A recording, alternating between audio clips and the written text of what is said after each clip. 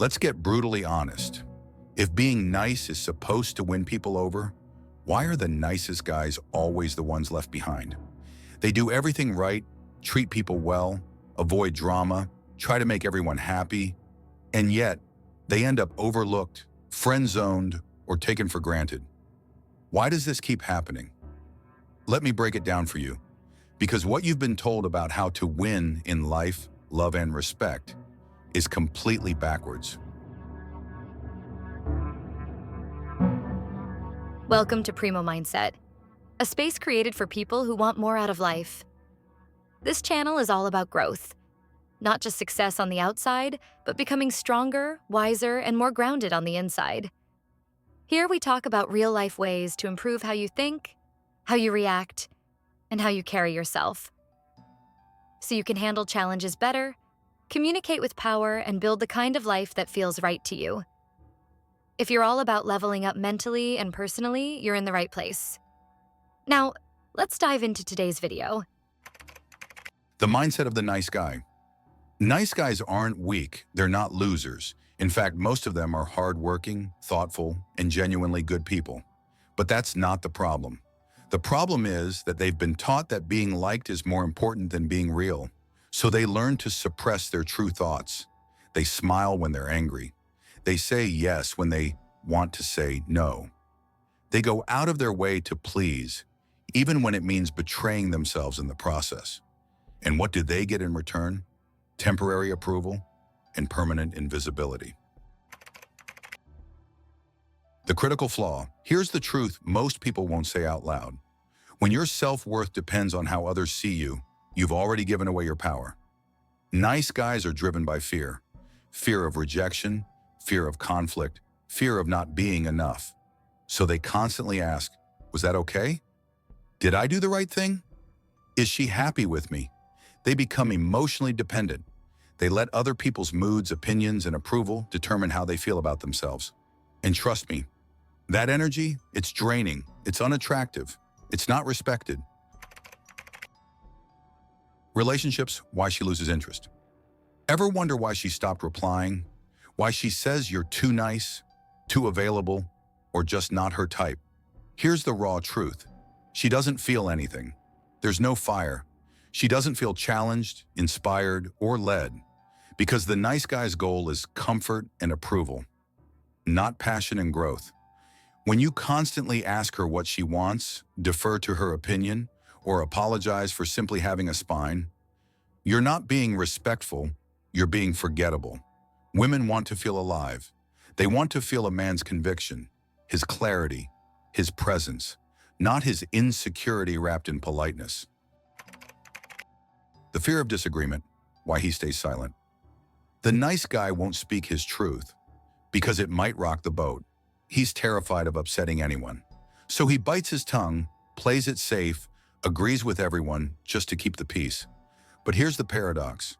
The more you try to be accepted by everyone, the less you're respected by anyone. Real strength isn't found in silence.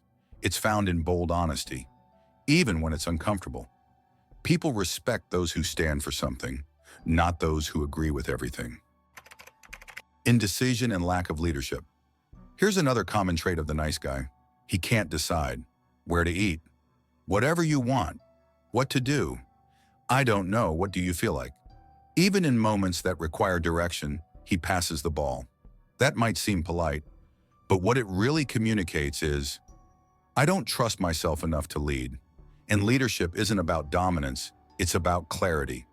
People, especially women, are drawn to someone who knows what he wants, makes decisions, and takes responsibility for them.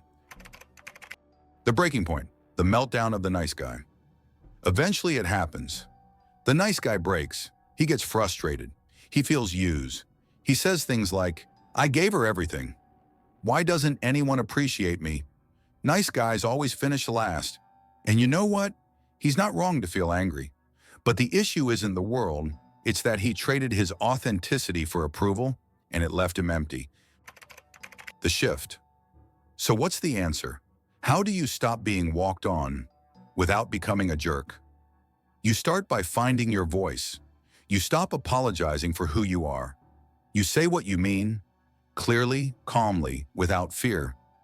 You build your self-worth from within, not from other people's reactions.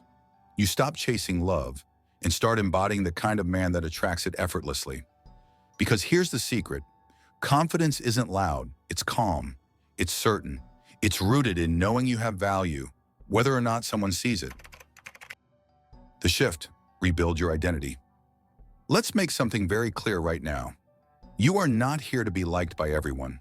You're here to live in alignment with who you are, and that begins by reclaiming your power in everyday moments. Here's how you do it. 1. Start saying no. Not to be rude, not to be rebellious, but because your time, your energy, and your peace of mind are sacred. Every time you say yes to something you don't want, just to avoid conflict or win approval, you say no to yourself. That has to stop. Saying no is not rejection, it's self-respect. It's a declaration that you value yourself enough to choose what serves you and let go of what doesn't. It's one of the boldest steps toward becoming the kind of person who commands respect without ever needing to beg for it. 2. Challenge what you don't agree with. Let go of the fear of making waves. Speak your truth, respectfully, calmly, but speak it. When you suppress your voice to keep the peace, you wage war inside yourself. Challenge doesn't mean being confrontational. It means being honest about what you think, feel, and believe. People don't remember those who agree with everything. They remember the ones who stand for something. Be that person. 3. Lead, even in the small things. Leadership starts in the details. Choosing where to go, taking initiative, making decisions without constantly asking for permission.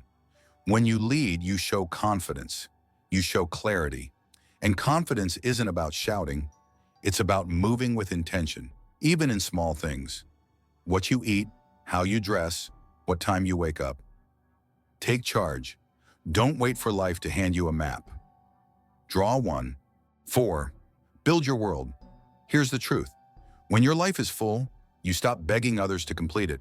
So ask yourself, what are your goals? What excites you? What habits are shaping the man you're becoming?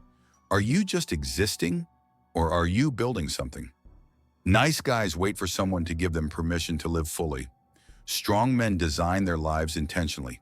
Create a life so rich in purpose, passion, and progress that anyone who steps into it is adding to a masterpiece, not patching a hole. Remember this, you don't rebuild your identity by flipping a switch. You do it one choice at a time. The choice to speak up, the choice to say no, the choice to lead, the choice to build, the choice to stop chasing approval and start choosing yourself. This is how you evolve from being overlooked to being undeniable.